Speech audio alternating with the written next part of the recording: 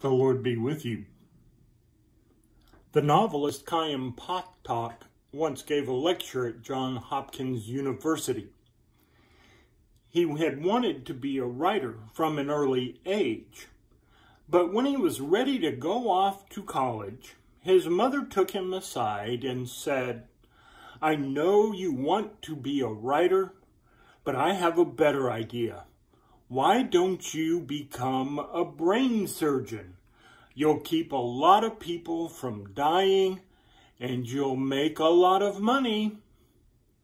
He replied, "No, Mama, I want to be a writer." He returned home for a vacation, and his mother got him off alone. "I know you want to be a writer, but listen to your mama. Be a brain surgeon. You'll keep a lot of people from dying, and you will make a lot of money." Again he replied, "No, Mama, I want to be a writer." This conversation was repeated every vacation break, every summer, every meeting. The exchanges accumulated. The pressure intensified. Finally, there was an explosion. "Son, you're wasting your time. Be a brain surgeon. You will keep a lot of people from dying. You'll make a lot of money." He replied, "Mama, I don't want to keep people from dying. I want to show them how to live." In Jesus Christ, we get both. Someone who wants to keep us from dying, and someone who wants to show us how to live. What do you want most in life? What are you chasing? What are you after? What is it that you think you can't live without? Now, if you're like me, you are probably thinking of idealistic things. Things you want your life to be about. I want to be a peacemaker. I want to walk in this world as an example, a living witness. And we all want to say Jesus. But is that true? Even me, can I honestly say that at every moment of my life, Jesus is my constant thought? Be honest.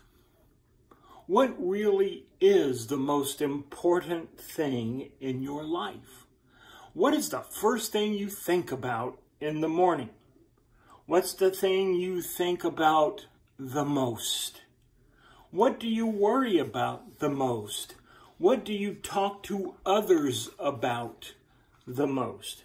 What do you read the most about? What can you just not get off your mind no matter how hard you try? What is that thing? Friends? Spouse? Family? What is most important to you? What is that one thing that is the ultimate thing in your life? David got to be the top of his profession.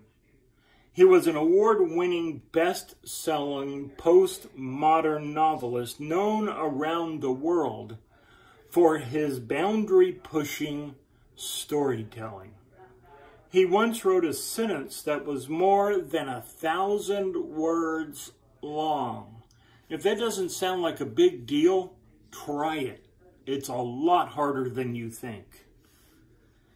He said this at a graduation class at Kenyon College. Everybody worships. The only choice we get is what we worship. And the compelling reason for maybe choosing some sort of God or something spiritual is that pretty much anything else you worship will eat you alive. That was David Foster Wallace. He says this: if you worship money and things, if they are where you tap real meaning in life, then you will never have enough. Never feel you have enough. It is the truth. Worship your own body and beauty and sexual allure, and you will always feel ugly. And when time and age start showing, you will die a million deaths before your loved ones finally plant you. Worship power, and you will end up feeling weak and afraid. Worship your intellect, being seen as smart, you will end up feeling stupid, a fraud, always on the verge of being found out. A couple of years after giving that speech, Wallace killed himself. And this non-religious man's parting words are haunting. Something will eat you alive. We all worship something. The crowd worshiped bread, as we will hear Sunday. And you and I worship something too. And the reality is, if we worship something other than Jesus, it will only leave us empty. Whatever that thing is for us, it will only leave us wanting more.